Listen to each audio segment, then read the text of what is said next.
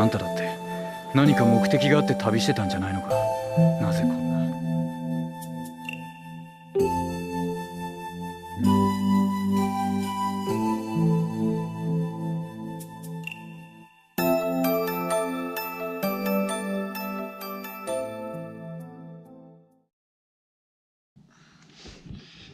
Du coup pour aujourd'hui, je vais vous montrer un peu mon lieu de woofing.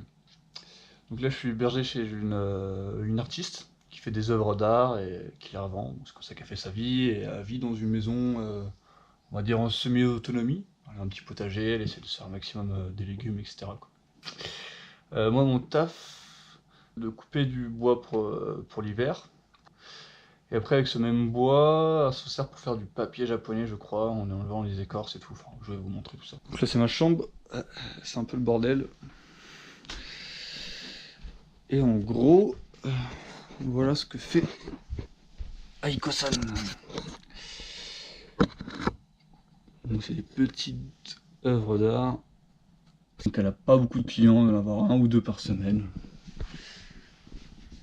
Voilà, elle fait aussi des lampes.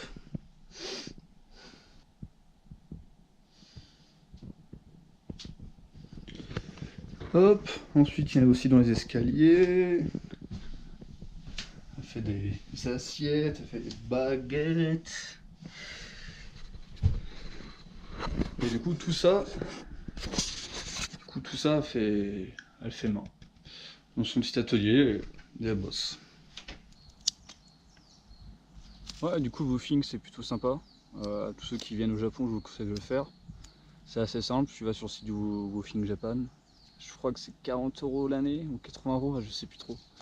Bon après c'est vite rentabilisé, quand tu es en woofing, tu es nourri, logé, blanchi gratuitement. Et en échange tu dois travailler.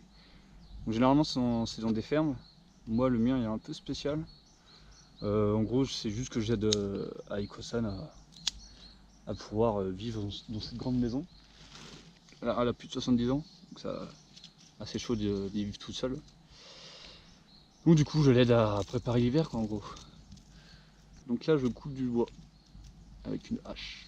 Donc ce qui est cool c'est que je me suis servi de tronçonneuse, hache, enfin des outils que j'ai pas l'habitude de m'en servir, donc ça me permet d'apprendre quoi.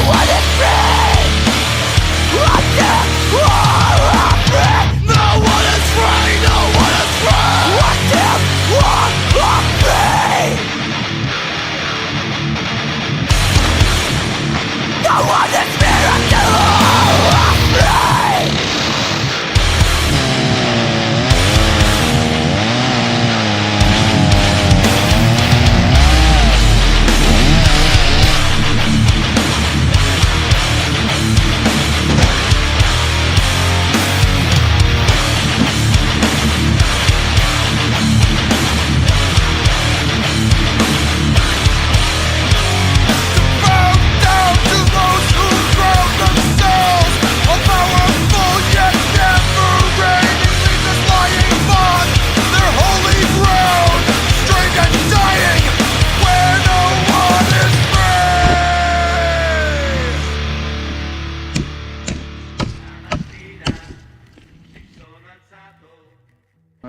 Aujourd'hui c'est mon 7e jour à Hokuto. Et ce qu'il faut savoir quand vous faites du woofing, au bout de 6 jours consécutifs de travail, vous devez avoir un jour de repos par votre host. Du coup aujourd'hui c'est mon jour de repos. Et là je viens de monter le mont qui s'appelle Ten Yon San. Ouais. Je crois que c'est ça, je suis pas sûr, mon japonais il est pas. J'ai pas un niveau de japonais très bien élevé, quoi.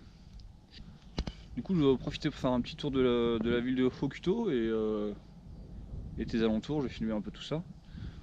Hokuto en fait c'est une petite ville, village assez récent. Avec Kosen m'a un peu raconté l'histoire de la ville. Ça a été construit, enfin ça a commencé à être construit surtout après la Seconde Guerre mondiale. Et elle, quand s'est installée il y a 30 ans, elle disait qu'il y avait 2-3 maisons, tout pété, il n'y avait personne. Et depuis une petite dizaine d'années, il y a beaucoup de personnes assez riches qui s'installent dans le coin, des gens de Tokyo, des professeurs, des médecins, etc. C'est ce que m'a raconté Aiko-san. Bon, après, il n'y a pas grand chose à faire. En fait, c'est qu'il y a plein de cafés bio, restaurants bio, surtout on a son potager dans le coin, donc ça c'est plutôt cool. Et pour ceux qui aiment bien la randonnée, Hokuto c'est plutôt cool. En fait là je viens de monter le mont, je pense que c'est le mont un peu le moins haut, là je suis à 1500 mètres je crois, 1500 mètres. Beaucoup d'endroits à monter ici, il y a pas mal de monts, de montagnes. En fait l'hiver ici il y a une piste de ski pas très loin. Donc c'est assez reconnu aussi pour ça. Bref, avant de filmer tout ça, je vais manger des onigiri préparés maison par Aiko-san.